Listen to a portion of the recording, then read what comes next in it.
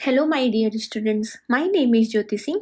आज हम मैथमेटिक्स में क्लास 10th चैप्टर 10 सर्कल पढ़ने वाले हैं। इसका हम क्विक रिवीजन करेंगे, ठीक है। तो चलो स्टार्ट करते हैं किस तरीके से सॉल्व करना है हमें चैप्टर 10।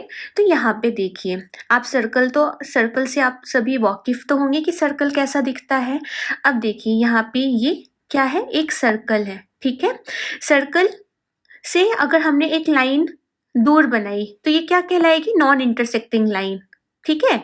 एक लाइन और सर्कल के बीच में किस किस तरह से आप डायग्राम बना सकते हैं। तो पहला तो केस होगा non intersecting line, P Q यहाँ पे देखें सर्कल को टच नहीं कर रहा है, दोनों एक दूसरे को इंटरसेक्ट नहीं कर रहे हैं, तो ये नॉन इंटरसेक्टिंग लाइन हो गई। अब या तो दूसरा केस ये हो सकता है कि वो जो लाइन है पी क्यू वो सर्कल को कट करते हुए चली जाए, ठीक है। ये आपका सेकेंड केस है। या तो थर्ड केस ये हो सकता है कि जो पी क्यू है वो सर्कल को किसी एक पॉइंट में टच करके निकल जाए।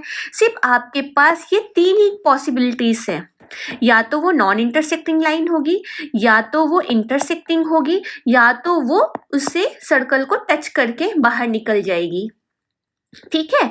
तो पहले वाले केस में पी क्यू एक लाइन है, दूसरे वाले केस में जब सर्कल को पी क्यू कट कर रही है, कट करके बाहर निकल रही है, तो जो ये वाला पार्ट है पी क्यू जब सर्कल को कट करके बाहर निकलती है तो उस लाइन को हम बोलते हैं सीकेंट। क्या बोलते हैं, सीकेंट, ठीक है। लाइन सेगमेंट नहीं, ये ध्यान में रखें कि पी क्यू एक लाइन है। लाइन और लाइन सेगमेंट में थोड़ा सा अंतर होता है। लाइन सेगमेंट की लेंथ जो होती है वो फाइनाइट होती है और लाइन की जो लेंथ होती है वो इनफाइनाइट होती है, क्लियर है। तो इससे हम पी क्यू यहाँ पे क्या कहलाएगा, सीकेंट। अगर वो सर्कल को कट करके बाहर निकल गया तो वो लाइन कहलाएगी सीकेंट। अगर वही जो लाइन है वो सर्कल को एक पॉइंट में टच करके बाहर निकल रहा है तो उससे बोलते हैं टेंजेंट। तो अगर आपको टेंजेंट पूछा जाए कि टेंजेंट क्या है तो टेंजेंट की डेफिनेशन कैसे लिखेंगे, A tangent to a circle is a line that intersects the circle at only one point. Circle को जो सिर्फ एक ही पॉइंट में टच करके लाइन निकल जाती है उसे बोलते हैं टेंजेंट, क्लियर है। चलो नेक्स्ट देखो, उसी को डायग्राम को और अच्छी तरह से इलेबोरेट करते हैं। अब ये देखो, सर्कल में सेंटर तो होता है, ठीक है। सेंटर जो एक फिक्स केंद्र बिंदु जिसे हम कहते हैं, अगर हम सेंटर से कोई लाइन पास करते हैं, ठीक है, लाइन सेगमेंट की बात हो रही है, अगर यही लाइन बाहर निकल जाती तो उसे हम बोलते हैं सीकेंट। अब ये लाइन सेगमेंट है, ए बी एक क्या है, फाइनाइट लेंथ है, ठीक है। तो ए बी आपका क्या कहलाता है, डायामीटर कहलाता है। और ओ बी, जो ओ बी है वो क्या कहलाती है, रेडियस। ओ बी और ओ ए दोनों क्या होंगे, इक्वल होंगे। ओ बी किसके साथ इक्वल होगा, ओ ए, क्यों, क्योंकि वो रेडियस है और रेडियस को हम स्मॉल आर से दिखाते हैं। समझ में आई बात। अब यहाँ पे देखो सेकेंड डायग्राम में ए बी आपका क्या है, डायमीटर है, और ए बी को हम कॉर्ड भी बोल सकते हैं, ठीक है। तो longest chord in the circle is called diameter. जो लॉन्गेस्ट कॉर्ड होती है उसे डायमीटर कहते हैं, ठीक है। अब कॉर्ड क्या हुआ, कॉर्ड क्या है, अगर हम एक पॉइंट से दूसरे पॉइंट को हम ज्वाइंट करते हैं तो उसे हम बोलते हैं कॉर्ड, ठीक है। लाइन सेगमेंट, ठीक है। सर्कल में कोई भी लाइन सेगमेंट किसी भी तरह से जाए, देखो पी क्यू एक लाइन सेगमेंट है, आ रही बात समझ में, पी क्यू बाहर नहीं निकला हुआ है। अगर पी क्यू लाइन होती तो वो सीकेंट कहलाती, लेकिन अभी यहाँ पे पी क्यू क्या है, लाइन सेगमेंट है, तो उसे हम बोलते हैं कॉर्ड, ओके। अब कॉन्सेंट्रिक सर्कल्स क्या होते हैं, अगर दो तीन सर्कल का सिर्फ एक ही कॉमन सेंटर हो तो उसे बोलते हैं कॉन्सेंट्रिक सर्कल्स। यहाँ पे देखो एक छोटा सर्कल है, उसका सेंटर पॉइंट ओ है, और उसी के बाहर एक बड़ा सर्कल है, उसका भी कॉमन सेंटर क्या है, ओ है। इसका मतलब एक ही केंद्र बिंदु से अगर हम बहुत सारे रेडियस लेकर के, सपोज 2 सेंटीमीटर रेडियस लेके एक सर्कल बना लिया सेम सेंटर से, फिर हमने 3 सेंटीमीटर का लेके बना लिया या 5 सेंटीमीटर का सर्कल बना लिया, तो उसे बोलते हैं कॉन्सेंट्रिक सर्कल्स, ठीक है, विथ अ कॉमन सेंटर, जिनके कॉमन सेंटर होते हैं, ठीक है। आ रही है बात समझ में। चलो अब यहाँ पे किस तरह के क्वेश्चंस पूछे जा सकते हैं, how many tangent can pass, कितने टेंजेंट पास होंगे, इफ, यहाँ पे इफ है, if a point outside the circle, अगर पॉइंट कहाँ पे हो, सर्कल के बाहर हो। तो चलो डायग्राम बना करके देखते हैं कितने पास होंगे। तो यहाँ पे देखो, यहाँ पे मैंने एक सर्कल बनाया पहले, ये हो गया हमारा सर्कल, ठीक है। सर्कल फिर से बना देते हैं ताकि अच्छा बने। ये हो गया हमारा सर्कल और ये हो गया हमारा कोई आउटसाइड द पॉइंट, ठीक है। अगर मैंने यहाँ पे सेंटर, सर्कल का सेंटर ले लिया, ओ ले लिया और इसको मैंने पी ले लिया, तो पी से अगर मैं कोई लाइन ड्रॉ करूँ और सर्कल को टच करते हुए जा रहा है, तो एक तो तुम्हारा ये हो गया टेंजेंट, ठीक है। लेकिन एक दूसरा टेंजेंट भी हो सकता है अगर मैं इधर पे ड्रॉ करूँ। तो अगर कोई पॉइंट सर्कल के बाहर है तो आप कितने टेंजेंट ड्रॉ कर सकते हैं? 2। तो इसका आंसर क्या है? 2। अ point outside the circle, how many tangent can pass? तो कितने टेंजेंट पास होंगे? 2 टेंजेंट पास होंगे पहले वाले केस में, ठीक है। फिर दूसरा क्या है? A point at the circle, कोई सर्कल है, मैंने पहले सर्कल बना दिया। सेकेंड केस के लिए अ पॉइंट, कोई पॉइंट है यहाँ पे सर्कल में, ठीक है। ये सेंटर हो गया O और ये पॉइंट हो गया A। अब यहाँ से कितने टेंजेंट पास हो सकते हैं? तो सिर्फ एक टेंजेंट पास हो सकता है, क्योंकि टेंजेंट की डेफिनेशन ही होती है कि सर्कल से सिर्फ एक पॉइंट से पास होकर के जाता है। तो इसका आंसर क्या हो गया? 1, ठीक है। A point at the circle, अगर कोई पॉइंट सर्कल के अंदर नहीं, ऑन द सर्कल है, ठीक है, तो उसमें से कितने टेंजेंट पास हो सकते हैं? 1। फिर a point inside the circle, अगर सर्कल के अंदर कोई पॉइंट है तो कितने टेंजेंट पास होंगे? सपोज इधर कोई पॉइंट है A, तो यहाँ और ये सेंटर O है, तो कितने टेंजेंट पास होंगे? अब सर्कल के कोई अंदर पॉइंट होता है तो उसमें से एक भी टेंजेंट पास नहीं होंगे, तो इसका आंसर है नो। आ रही है बात समझ में? तो ये इस तरह के क्वेश्चन है, बेसिक क्वेश्चन है रिलेटेड टू सर्कल। अब आते हैं हम थ्योरम्स के ऊपर। अब एग्जाम्स में ये इंपॉर्टेंट थ्योरम्स है जो मैं आप लोगों के साथ डिस्कस करने जा रही हूँ। तो यहाँ पे पहला थ्योरम क्या है? The tangent at any point of a circle is perpendicular to the radius through the point of contact. ये स्टेटमेंट लिखी हुई है, तो इसका मतलब आपको क्या प्रूफ करना है? आपके पास क्या दिया हुआ है, आपको कैसे समझना है कि हमारे स्टेटमेंट में क्या गिवन है और क्या प्रूफ करना है। तो the tangent at any point of a circle, इसका मतलब हमारे पास दिया हुआ है कि सर्कल का कोई टेंजेंट है। फिर बोला जा रहा है is perpendicular to the radius through the point of contact, इसका मतलब वो परपेंडिकुलर होता है अगर हम उसको किससे ज्वाइंट कर दें? रेडियस से। तो जिसका मतलब है हमें क्या प्रूफ करना है कि टेंजेंट रेडियस जो दोनों जहाँ पे ज्वाइंट हो रहे हैं तो बोथ था परपेंडिकुलर टू ईच अदर, हमें ये परपेंडिकुलर दिखाना है।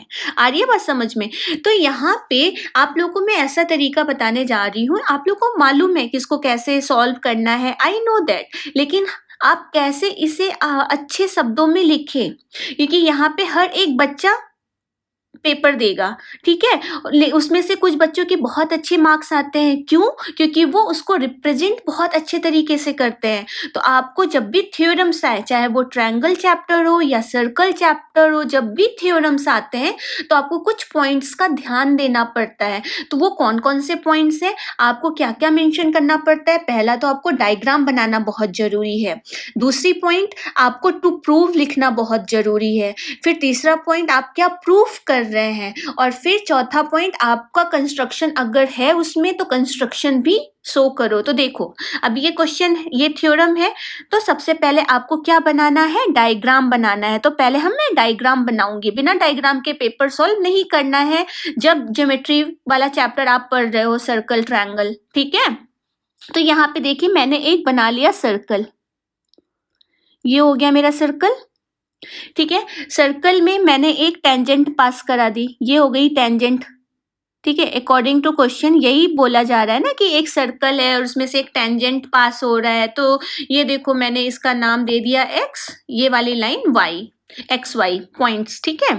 अब यहाँ जहाँ पे कांटेक्ट हो रहा है, एक ही पॉइंट पे कांटेक्ट हो रहा है, उसको मैंने नाम दे दिया P। अब यहाँ पे कहीं पे सेंटर O होगा, राइट। अब हमें क्या करना है? OP को ज्वाइंट करना है, ये हमारा अकॉर्डिंग टू थ्योरम है, थ्योरम में ये दिया हुआ है, ठीक है। आ रही है बात समझ में?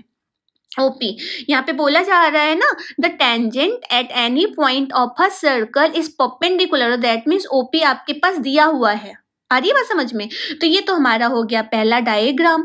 तो डायग्राम तो हमने बना लिया, अब हमें यहाँ पे कंस्ट्रक्शन की भी जरूरत पड़ेगी। उससे पहले हम क्या क्या पॉइंट्स लिखेंगे? पहला पॉइंट वेरी इंपॉर्टेंट, पहला आपको ये सारे पॉइंट्स की आप नंबरिंग कर दो। पहला हम लिखेंगे गिवन।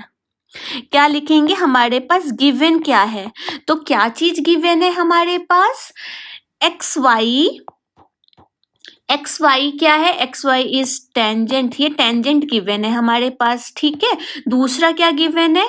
ओपी इज रेडियस, ये रेडियस गिवन है हमारे पास, तो हमने ये लिख दिया। अब दूसरा पॉइंट हम क्या मेंशन करेंगे? कंस्ट्रक्शन। कंस्ट्रक्शन की यहाँ पे जरूरत पड़ेगी। तो कंस्ट्रक्शन में क्या है? आपको एक ये लेना है, एक्स वाई में एक अनदर पॉइंट लेना है पी के अलावा। तो मैंने उससे ले लिया क्यू ले लिया और उसको ज्वाइंट करना है। तो वही चीज आपको अपने वर्ड्स में लिखने हैं, ठीक है। तो कंस्ट्रक्शन में क्या लिखोगे? On X Y take any point Q, ठीक है। आपने क्यू पॉइंट ले लिया, अदर देन पी, पी के अलावा लेना है, अदर देन पी, ठीक है। और क्या करना है? सेकेंड आपने क्या किया? ज्वाइन ओ टू क्यू को आपने क्या कर दिया? ज्वाइन कर दिया। अब आपको लिखना है थर्ड पॉइंट। थर्ड क्या पॉइंट लिखोगे? टू प्रूव लिखना है आपको, ठीक है। ये सारे इंपॉर्टेंट पॉइंट्स बताए जा रहे हैं, प्लीज ध्यान से आप ऐसे ही लिखें एग्जाम में। अब प्रूफ क्या करना है आपको? ओपी परपेंडिकुलर है किस पे? एक्स वाई पे, मतलब रेडियस टेंजेंट पे परपेंडिकुलर है, ये हमें प्रूफ करना है।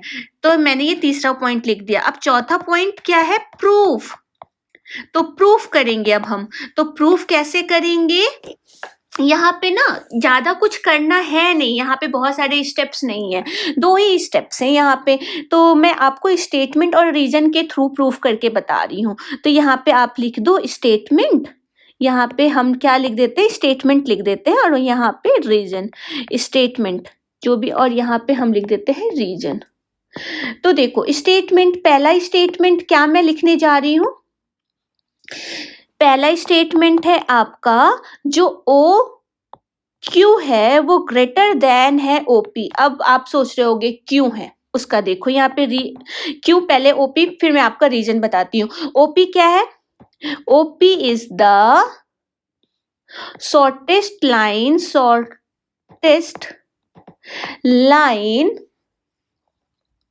segment that can be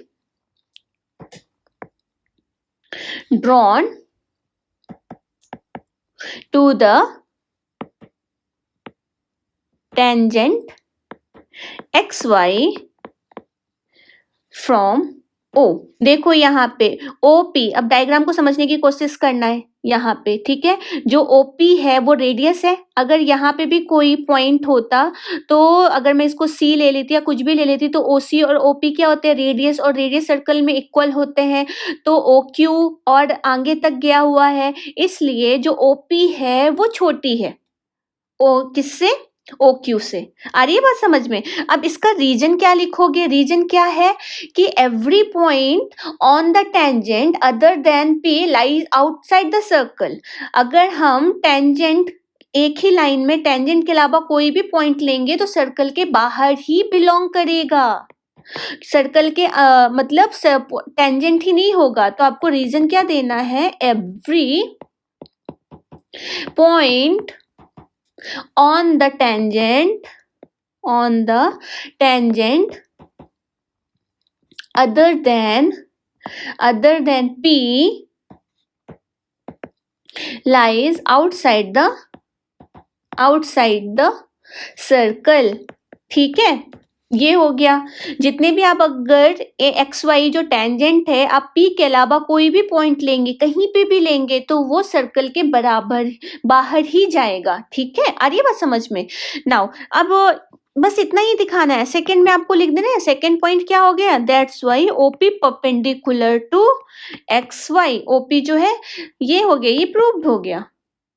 क्यों? क्योंकि देखो यहाँ पे ओपी एक रेडियस है, अगर तुम यहाँ पे पॉइंट सी ले लेते तो ओ सी भी आपका क्या हो जाता, रेडियस हो जाता। तो ओ ये आपका ओ क्यू जो है सबसे लॉन्गेस्ट साइड हो गई, क्योंकि ओपी भी छोटा पी क्यू भी छोटा, ठीक है, कितना भी कर लो। तो ये हो गया आपका 90 डिग्री। क्यों, अब इसका अगर आप रीजन दोगे तो रीजन क्या लिखोगे, the shortest line segment drawn to a line from a point outside it is perpendicular to the line. बस उसको अपने वर्ड्स में लिखना है। जो भी शॉर्टेस्ट लाइन है, जो सेगमेंट है, अगर हम उससे सर्कल के बाहर ड्रॉ करेंगे, ठीक है, पी क्यू जो ये है, तो ये ओपी पे हमेशा क्या होगी, 90 डिग्री होगी। तो ओपी पे पी क्यू क्या है, 90 डिग्री है। क्लियर है। तो इस तरीके से हमें ये सारी चीजें लिख करके करनी है। तो यहाँ पे लिख देते हैं हम, the shortest line segment drawn to a line from a point outside it is perpendicular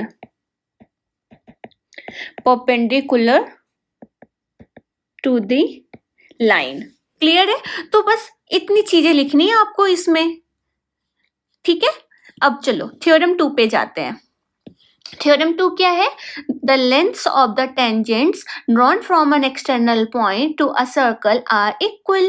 बोला जा रहा है कि अगर हमने the lengths of the tangent, अगर हम एक सर्कल के बाहर पॉइंट लेते हैं और जितनी भी टेंजेंट्स हम ड्रॉ करते हैं बनेंगी, वो टेंजेंट सभी के सभी इक्वल होंगी। तो हमें वो इक्वल प्रूफ करना है।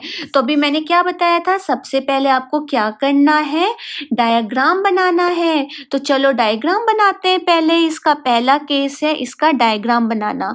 तो हमने यहाँ पे बना दिया सर्कल, ठीक है, ये सर्कल हो गया। अब इसके आउटसाइड पे मैंने पॉइंट ले लिया P, ठीक है, ये पॉइंट है हमारा P से मैंने सर्कल पे एक टेंजेंट ड्रॉ किया, ये ड्रॉ हो गई टेंजेंट हमारी। अब दूसरा, अब अगर आउटसाइड द सर्कल टेंजेंट ये है पॉइंट है, तो सिर्फ 2 ही टेंजेंट बनेंगे, ये बन गए हमारे टेंजेंट। अब उसका मैंने नाम दे दिया, तो P लिया था, यहाँ पे सेंटर दे देते हैं O, इसका नाम दे देते हैं Q, इसका नाम दे देते हैं R, ठीक है। ये हो गया हमारा, जो हमारे पास स्टेटमेंट थी उसके हिसाब से ये डायग्राम बनेगा। अब पहला मैंने क्या बोला था, गिवन लिखो। तो गिवन क्या लिखना है, आपके पास क्या गिवन है, पहले पॉइंट हम यहाँ पे मेंशन कर देते हैं। गिवन क्या है आपके पास, टेंजेंट पी क्यू है एंड पी आर है। ये टेंजेंट, 2 टेंजेंट्स आपके पास दिए हुए हैं, ठीक है। अब टू प्रूव लिखते हैं, फिर हम बाद में कंस्ट्रक्शन करेंगे जरूरत के हिसाब से। टू प्रूफ क्या करना है आपको, जो दोनों टेंजेंट्स हैं वो दोनों क्या है, इक्वल है। तो that means you need to prove P Q is equal to P R, ये प्रूफ करना है, ठीक है। ये दूसरा पॉइंट हो गया।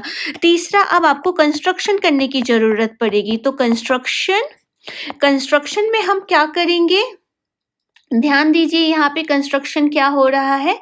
कंस्ट्रक्शन में हम O से Q को क्या कर देंगे, ज्वाइंट कर देंगे। O से Q को हमने क्या कर दिया, ज्वाइंट कर दिया। ये देखो हमारा O से Q और O से R हमने ज्वाइंट कर दिया, ठीक है। और साथ में हमने O से P को भी ज्वाइंट कर दिया।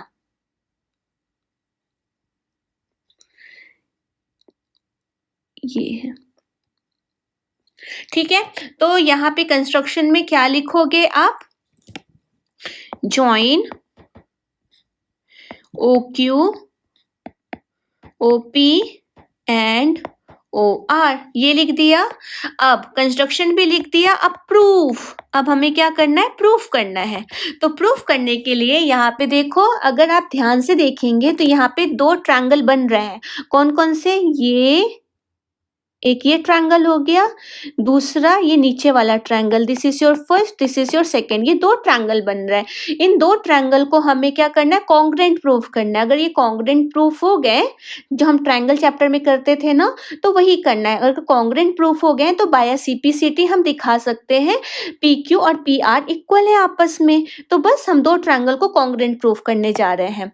तो कैसे करेंगे, क्या लिखेंगे, इन ट्रायंगल, कौन सा ट्रायंगल ले रहे हैं हम, O P Q and triangle O P R. दो ट्रायंगल हमने ले लिया, पहले मैंने लिया ओ पी क्यू, ऊपर वाला ट्रायंगल लिया है, ऊपर वाला, ठीक है, फर्स्ट। फिर बाद में मैंने सेकंड वाला। जब मैंने फर्स्ट वाला लिया तो पहले फर्स्ट वाले केस को हम सेकंड के साथ कंपैरिजन करेंगे। तो ओ पी क्यू में आप देखो यहाँ पे ओ क्यू इक्वल है किसके साथ, ओ आर के साथ। क्यों, रेडियस ऑफ द सर्कल क्या होते हैं, इक्वल होते हैं ना। फिर दूसरा चीज क्या है, OP is equal to OP क्या है, कॉमन है। देखो डायग्राम में ओपी दोनों ट्रायंगल में कॉमन है ना, तो इसीलिए मैंने लिखा OP is equal to OP. Clear है, दोनों ट्रायंगल में आ रहा है कॉमन। तीसरा चीज क्या है, O Q P equal to O R P, दोनों क्या है, 90 डिग्री है। क्यों, tangent perpendicular to radius. Tangent क्या होते हैं, टेंजेंट परपेंडिकुलर होते हैं किस पे, ये आप लिख दो, परपेंडिकुलर टू रेडियस। तो ये 90 डिग्री हो गया। दैट्स वाई दोनों ट्रायंगल क्या होंगे, कॉन्ग्रुएंट हो गए। तो कॉन्ग्रुएंट लिखते वक्त ध्यान दें कि हम उनका ऑर्डर कैसे लिख रहे हैं। तो मैंने लिखा ओ क्यू पी, ठीक है, ओ क्यू पी कॉन्ग्रुएंट हो गया किसके साथ, ट्रायंगल ओ आर पी के साथ। किससे हुआ, बाया आर एच एस। अब आर एच एस क्या है, राइट एंगल हाइपोटेनस साइड। तो देखो राइट एंगल हो रहा था, आ रहा था ना राइट एंगल, यहाँ पे राइट एंगल बन रहा था, और हाइपोटेनस बीच वाली ये आ रही थी ना हाइपोटेनस, और ये वाली साइड आ रही थी। तो इसलिए आर एच एस से ये दोनों ट्रायंगल क्या होंगे, कॉन्ग्रुएंट हो गए। और ऑर्डर जरूर ध्यान देख करके लिखना। मैंने क्या लिया है, O Q P, O Q P. तो देखो जो Q है, Q किसके साथ इक्वल है, R के साथ इक्वल है। आ रही है बात समझ में। और यहाँ पे OQ के साथ OR होना चाहिए, तो देखो है ना OR। और PQ is equal to RP। अब ये तो हमें प्रूफ करना है, तो हम यहाँ पे अब लिखेंगे, ये लास्ट पॉइंट मैं इधर लिख रही हूँ रेड कलर से। सो देयरफॉर हमारा PQ इज इक्वल टू क्या हो गया, PR। किससे हुआ, बाया CPCT। अब CPCT का फुल फॉर्म क्या होता है, corresponding part of congruent triangle. अगर दो ट्रायंगल कॉन्ग्रुएंट हो गए तो उनके जितने भी करस्पॉन्डिंग पार्ट्स हैं वो भी क्या होंगे, सिमिलर होंगे, कॉन्ग्रुएंट होंगे। कॉन्ग्रुएंट का मतलब same to same, size everything सब बराबर होगा। आई बात समझ में। तो इस तरीके से आपको लिखना है। ये सभी स्टेप्स अगर आपने लिखे तभी आपको मार्क्स मिलेंगे। आपको गिवन लिखना है, टू प्रूव लिखना है, कंस्ट्रक्शन लिखना है, फिर प्रूफ करना है, तब जाके आपको फुल मार्क्स मिलेंगे। अगर आपने गिवन या टू प्रूव कुछ भी मिस कर दिया तो आपके स्टेप्स के मार्क्स कट जाएंगे। मैथ्स में स्टेप्स में मार्क्स मिलते हैं, ठीक है। चलो अभी नेक्स्ट क्वेश्चन क्या है, prove that in two concentric circles, ठीक है, the chord of the larger circle which touches the smaller circle is bisected at the point of the contact. अब यहाँ पे डायग्राम नहीं बना हुआ है, तो क्वेश्चन पे डायग्राम बन भी सकता है, बना के दे भी सकते और नहीं भी दे सकते। इस क्वेश्चन पे डायग्राम नहीं था, तो आपको सबसे पहले इसका डायग्राम बनाना है कि क्वेश्चन पे क्या कह रहा है। तो एक चीज तो हमें समझ में आ गई कि इस क्वेश्चन में क्या कह रहा है, कॉन्सेंट्रिक सर्कल्स। तो हमें दो सर्कल लेने हैं, ठीक है, एक के अंदर एक। फिर उसमें the chord of the larger circle, जो बड़ा वाला सर्कल है उसमें कॉर्ड ड्रॉ करना है, जो कि विच टचेस द स्मॉलर सर्कल, जो कि छोटे वाले सर्कल को टच करके बाहर निकल रहा है। इतना तो समझ में आ गया, तो हम डायग्राम बना पाएंगे। तो चलो पहले हम एक बड़ा सर्कल बनाते हैं। ये हो गया हमारा बड़ा सर्कल, ठीक है। अब मैंने इसके अंदर छोटा सर्कल बनाना है। ये हो गया हमारा छोटा सर्कल, क्लियर है? अब इसमें हम सेंटर पॉइंट दे देते हैं। थोड़ा सा ये अजीबो-गरीब दिख रहा होगा क्योंकि मैं इतना ही बना पा रही हूँ अच्छी तरीके से। सेंटर दे दिया, सेंटर का नाम दे दिया हमने, ओ दे दिया। अब क्या कह रहा था इसमें लाइन में देखो, the larger circle which touches the smaller circle, the chord of the larger circle, मतलब बड़े वाले सर्कल में एक कॉर्ड है जो कि स्मॉलर सर्कल को टच कर रहा है। तो चलो हम कॉर्ड बनाते हैं जो कि स्मॉलर सर्कल को टच कर रहा है। देखो ये बन गया हमारा कॉर्ड, बन गया ना, जो कि स्मॉलर सर्कल को टच कर रहा है, ये कर दिया। अब इसका नाम लिख देते हैं। तो देखो मैंने इसका नाम दिया ए, यहाँ पे नाम दिया बी, और जहाँ पे टच कर रहा है मैंने उसको नाम दिया पी। यहाँ तक समझ में आया? अब हमें क्या बताना है, bisect at the point of contact. इसका मतलब टू प्रूव हमें P A equal to P B prove करना है। जब वो बड़े वाले सर्कल को टच कर रहा है तो बाइसेक्ट करता, मतलब छोटे वाले सर्कल को टच कर रहा है तो बाइसेक्ट हो रहा है। आ रही बात समझ में? तो पहले अभी हम क्यों ना इसका सबसे पहले टू प्रूव लिख देते हैं ताकि हमें पता रहे कि हमें करना क्या है। टू प्रूव पॉइंट्स मतलब ऊपर नीचे हो सकते हैं, इसमें कोई प्रॉब्लम नहीं है कि पहले आप गिवन ही लिखो, इट्स नॉट नेसेसरी। जो भी आपको पॉइंट सबसे पहले लिखने की जरूरत महसूस हो रही है उन पॉइंट्स को लिखो। टू प्रूव, प्रूव में आपको क्या करना है, दिखाना क्या है, A P is equal to BP, ये प्रूफ करना है। आ रही बात समझ में? अब इसके बाद हम गिवन लिख देते हैं। सेकेंड पॉइंट है हमारा गिवन। तो गिवन में हम क्या लिखेंगे? गिवन में देखो क्या गिवन है हमारे पास, टू कॉन्सेंट्रिक सर्कल है ना, तो टू कॉन्सेंट्रिक सर्कल। तो क्यों ना हम उन कॉन्सेंट्रिक सर्कल का नाम दे दें। बाहर वाला सर्कल C1 है, अंदर वाला सर्कल C2 है, तो to concentric circle C1 and C2, ये हो गया, ये वाला गिवन पार्ट है। अरे बात समझ में? अब हम लिखेंगे कंस्ट्रक्शन। कंस्ट्रक्शन की जरूरत महसूस होगी, हाँ होगी ही, थोड़ा सा कंस्ट्रक्शन करना पड़ेगा। तो कंस्ट्रक्शन में हम क्या करेंगे, ओ से पी को ज्वाइंट कर देंगे। ओ से पी क्या है, ये ज्वाइंट कर दिया हमने। अगर हमने ज्वाइंट किया तो ऑब्वियसली ये यहाँ पे क्या बनाएगा, 90 डिग्री। तो हमारा कंस्ट्रक्शन क्या है, ज्वाइन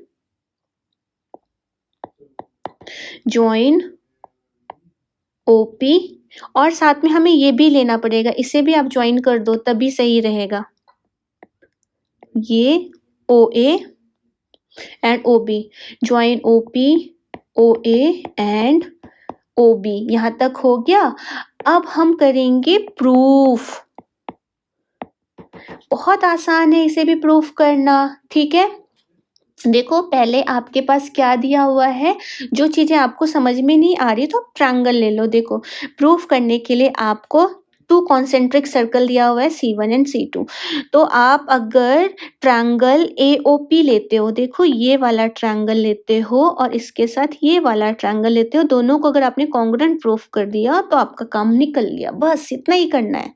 तो चलो प्रूफ करते हैं। तो पहले लिखेंगे इन ट्रायंगल, कौन सा ट्रायंगल लेंगे, OAP एंड ट्रायंगल OBP। अब OAP ट्रायंगल देखो, OAP में आपके पास OA रेडियस है, तो लिखो यहाँ पे क्या लिखेंगे, OA OAP में और OBP में OB, ये क्या है, रेडियस है। और रेडियस क्या होते हैं, इक्वल होते हैं। किसका रेडियस, रेडियस ऑफ बड़े वाले सर्कल C1, ठीक है। अब उसके बाद देखो OP is equal to OP क्या है, कॉमन है। तीन चीज दिखानी रहती है ना किसी भी फिगर को कॉन्ग्रुएंट प्रूफ करने के लिए, ये हो गई। तीसरा क्या होगा, परपेंडिकुलर होगा, ये तो पता ही है कि टेंजेंट्स परपेंडिकुलर होते हैं रेडियस पे। तो OPA इक्वल टू OPB, ये कितना हो गया, 90 डिग्री हो गया। अब मुझे ये लिखने की, बताने की जरूरत नहीं है कि क्यों होते हैं, अभी बताया है। OP is perpendicular to AB, तो इसलिए जो दोनों ट्रायंगल है OPA, पहले A लिखेंगे, OPA कॉन्ग्रुएंट है किसके साथ, ट्रायंगल, ये A है, कंफ्यूज मत हो जाना, BU कुछ और समझ लिया। OPA, क्योंकि हम पहले OPA के बारे में बात कर रहे थे ना, तो ट्रायंगल OPB पी बी किससे, ये भी RHS से। देखो राइट एंगल हाइपोटेनस साइड, सो तो हमारा AP किसके साथ इक्वल हो गया, BP के साथ। कैसे, बाया CPCT। तो corresponding part of congruent triangles are equal. तो बाया CPCT ये क्या है, इक्वल है। तो हमने ये प्रूफ कर दिया। तो ये इतनी चीजें लिखनी थी आपको। अगर आपने ये सारी चीजें लिखी तभी मार्क्स मिलेगा, ध्यान देना।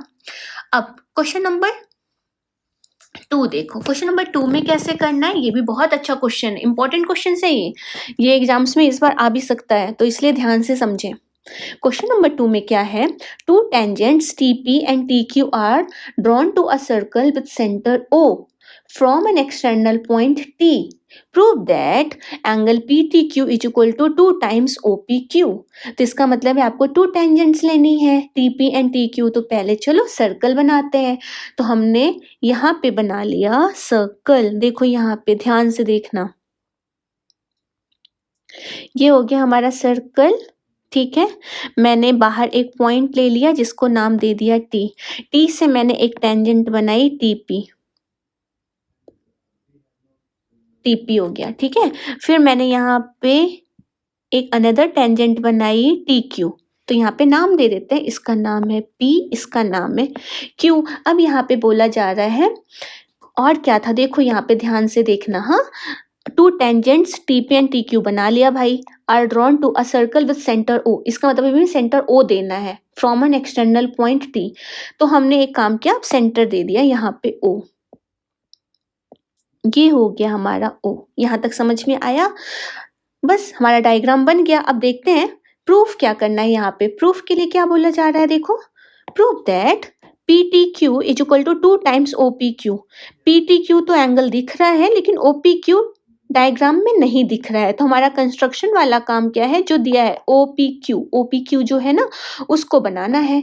तो O से OPQ, O से हमने इसको ज्वाइन किया P को, ये हो गया। और फिर ये, ठीक है, और ये OPQ, बस ये हमारा ऐसा डायग्राम बनेगा। ठीक है, चलो अब इसको अच्छी तरीके से लिख लेते हैं कि क्या क्या चीजें हमारे पास गिवन है। पहले टू प्रूव वाला पॉइंट लिख देते हैं। टू प्रूव में क्या लिखना है, एंगल PTQ किसके साथ इक्वल प्रूव करना है, OPQ के साथ। ये हमारा टू प्रूव हो गया। अब हम लिखेंगे गिवन। तो गिवन में क्या लिखेंगे, TP and TQ are tangents. ये हमारे क्या है, टेंजेंट्स हैं। अब हम लिखेंगे प्रूफ। तो प्रूफ कैसे करेंगे, यहाँ पे कंस्ट्रक्शन की जरूरत नहीं है क्योंकि वो ऑलरेडी टू प्रूव में लिया हुआ है, तो हम कंस्ट्रक्शन की जरूरत महसूस नहीं है। प्रूफ में क्या करना है, हम क्यों PTQ को हम कोई एंगल ले लेते हैं, थोड़ा छोटा नाम, तो हमारे लिए ज़्यादा सही रहेगा। लेट एंगल PTQ को हमने ले लिया थीटा। इतना समझ में आया। अब लेंगे हियर इन ट्रायंगल PTQ की बात हो रही है, इन ट्रायंगल PTQ में देखो TP is equal to TQ। ये क्यों भाई, TP और TQ क्यों इक्वल होंगे, अभी हमने प्रूफ किया है। अगर आउटसाइड में है, ये हमने किया है ना बाया थ्योरम, अभी हमने थ्योरम प्रूफ किया था ना, TP एंड TQ आउटसाइड में अगर कोई पॉइंट हो तो उससे ड्रॉ होने वाले टेंजेंट्स हमेशा इक्वल होते हैं, अभी हमने प्रूफ कर रखा है। तो अगर दोनों साइड्स इक्वल हैं तो इसका मतलब क्या हो गया, सो ट्रायंगल जो PTQ है is an isosceles triangle. Isosceles बनाएगा ना, आइसोसेलेस ट्रायंगल। तो इसका मतलब ये हो गया, जो हमारा TPQ है, TPQ is equal to angle TQP। देखो ये वाला एंगल और ये एंगल दोनों आपस में क्या हो जाएंगे, इक्वल हो जाएंगे बाय आइसोसेलेस ट्रायंगल प्रॉपर्टी। इतना समझ में आया, इसको मैंने नंबरिंग कर दी 1। नाउ इसके बाद मैं इधर कर रही हूँ। So by angle sum property, angle sum angle sum property of triangle. तो अगर आप टी पी क्यू जो आप ट्रायंगल है उसमें एंगल सम प्रॉपर्टी लगाओगे तो कैसे लिखोगे? P T Q plus T P Q plus T Q P equal to क्या होता है? 180 डिग्री होता है। अब आपने पी टी क्यू को क्या लिया है? थीटा लिया है, और टी पी क्यू और टी क्यू पी दोनों इक्वल है, तो मैं क्या इसे दोनों को सेम ले सकती हूँ? टी पी क्यू अभी तो हमने बताया क्यों, ये बाया 1। ठीक है, आ रही है बात समझ में? तो यहाँ पे angle T P Q 2 times T P Q क्या हो जाएगा? 180 माइनस थीटा। तो यहाँ पे angle T P Q is equal to 180 minus theta divided by 2। यहाँ तक समझ में आया? देखो यहाँ पे एंगल क्या हो गया? टी पी क्यू क्या हो गया? 90 माइनस थीटा बाई 2। समझ में आई बात यहाँ पे? Now OPT angle OPT is equal to क्या है? 90 डिग्री है। Since OP is perpendicular to TP, ये ध्यान से देखो, ये 90 डिग्री बनाएगा कि नहीं बनाएगा? ये वाला एंगल ये परपेंडिकुलर है ना, ठीक है, तो ये 90 डिग्री हो गया। तो अब हम क्या लिखेंगे? एंगल OPT को हम OPT को हम ये लिख सकते हैं angle OPQ plus angle TPQ। देखो ध्यान से देखो, डायग्राम में दो एंगल्स का सम है, ये और इन एंगल को ऐड करेंगे तो TPQ ही तो मिलेगा, तो बस वही हमने किया। नाउ अब OPT कितना है? 90 डिग्री है, और OPQ क्या है? उसको OPQ ही रहने दो। और TPQ क्या है भाई? वो 90 माइनस थीटा बाई 2 है ना। देखो 90 माइनस थीटा बाई 2 ही तो आया था। ये देखो मैं इसको स्टार दे देती हूँ, ये है ना, वही हमने सब्स्टिट्यूट किया है। अब और सिंप्लीफाई करेंगे तो ओ पी क्यू, देखो LHS एंड RHS दोनों तरफ 90 है, कैंसिल आउट हो गया, माइनस थीटा बाई 2 उस तरफ गया तो ये हो गया। अब क्या करना है? 2 को इधर लिख दो, 2 टाइम्स ओ पी क्यू, और थीटा क्या है? Theta is nothing but that is your P T Q, hence proved. तो ये इंपॉर्टेंट क्वेश्चन है, इस तरीके से आपको प्रूफ करना है, तो सारे पॉइंट्स ध्यान दे लो कि कैसे कैसे करना है, ठीक है।